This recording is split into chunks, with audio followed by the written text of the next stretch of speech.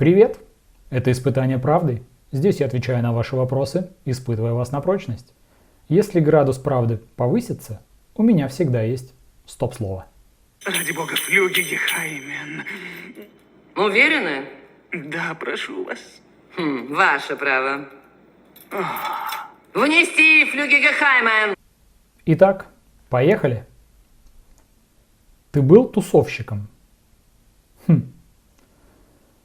Я бы не сказал. Был какой-то стереотип в отношении того, что я прям тусовщик. Но нет, мне нравились вечеринки, я ходил на некоторые из них. Но в основном, конечно же, это не было смыслом моей жизни. Ну, может, оно и было смыслом моей жизни, но у меня не было достаточно денег для этого. Ну и плюс я не был каким-то суперпопулярным молодым человеком, которого выпускали на все вечеринки. Для этого надо было быть экстравертом, со всеми общаться, а я был такой интровертишка. Так что нет, я не был тусовщиком. Честно, торжественно клянусь. Ты в ресурсе?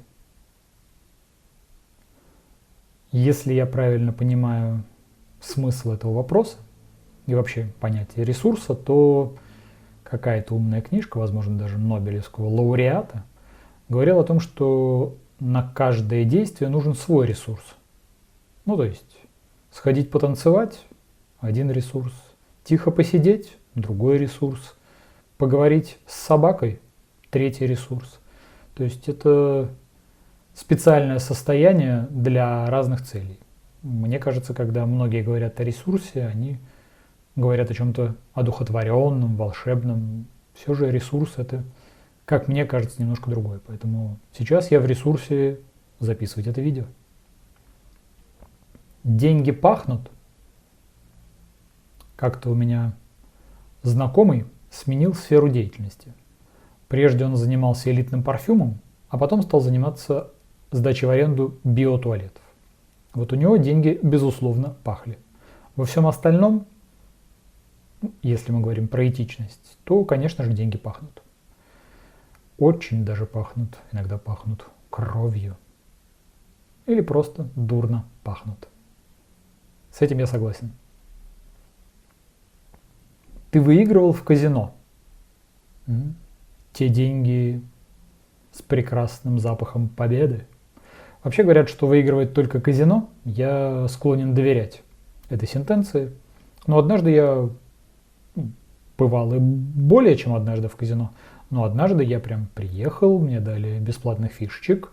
Я играл весь вечер, смотрел шоу-программы, ел, пил, выиграл что-то, потом проигрывал что-то до той самой суммы, которую мне дали бесплатно. После этого я обменял фишечки на деньги и уехал домой на такси. Спасибо тебе, казино Олимпия. У тебя бывают депрессии? Поговаривают, что это прям медицинский диагноз. И я в него не верю. Для меня депрессия – это какой-то глобальный упадок сил. Например, от того, что ты не выиграл в казино. Либо от того, что у тебя дурно пахнут деньги. Все это разновидности условий, от которых можно впасть в депрессию. Поэтому нет, я не страдаю депрессиями и в чужие тоже не верю. Для меня это поваляться, как раз накопить те самые силы, чтобы вернуться обратно в нужный ресурс. Либо наоборот, депрессия – это то ресурсное состояние, в котором надо подумать о вечном. Рекомендацион. Ты любишь гулять по кладбищу? Вот. Место для того, чтобы побыть в депрессии. Я не люблю гулять по кладбищу, хотя встречал людей, которые делают это с удовольствием. Например, одна моя подруга пригласила меня в Петербурге погулять на кладбище. Оно, понятно, что было мемориальным, но мы были бы не мы, если бы мы не пили вино из бутылки. Пряча его, конечно же, в пакет. Умиротворенное состояние кладбища, наверное, дает какую-то пищу для размышлений, но все-таки вот этот вот русский погост с депрессником, надо пить много водки. Правда, есть велик риск оказаться как в депрессии, так и на этом погосте. Как ты относишься к силикону? Очень даже приятно, если речь идет о том самом силиконе. Мне кажется, что это эстетически красиво. да и практически на ощупь тоже ничего. Так что я, так сказать, обеими руками за. Ты следишь за модой? Ну, не то чтобы я прям за ней следил, я отличаю одежду на людях, когда они ее меняют. А вообще, ну, для меня очень сложно соответствовать моде, поэтому я как-то так... Не мой способ самовыражения. То есть, да, конечно, я покупаю всякий ширпотреб. Он, конечно, наверное, не модный. Вообще я люблю элегантную одежду, чего, глядя на меня, не скажешь. Но когда что-то модное, оно прям выбивается из моего представления о прекрасном. И зачастую так в него и не попадает. Поэтому какие-то модные тренды так и проходят мимо меня. Если я когда-нибудь появлюсь в костюме Пиноккио, знаете, я стал модником. Москва или Питер? Трудный вопрос. Как выбор между папой и мамой.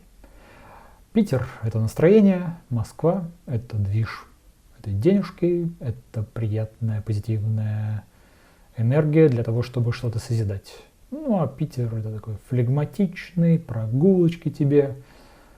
Ну, короче, в Питер за счастьем, в Москву за деньгами. Мой ответ – Питер. Я же за модой еще не слежу. Вопрос от звезды. Прекрасно. Разве может быть запрограммированное, ожидаемое, запланированное счастье? Да. Как ты прав, Эполит. Я считаю, что запланированного счастья быть не может. Я, в принципе, в планах какой-то там неудачник. Сколько я их не строю, столько они не сбываются. Но я продолжаю их строить, потому что они дают какой-то контур для жизни, куда-то меня направляют. Так что пора бы что-нибудь запланировать. Понял, нет? На этом сегодня все. Ставьте лайк, подписывайтесь на канал, оставляйте свой комментарий и звоните в колокольчик.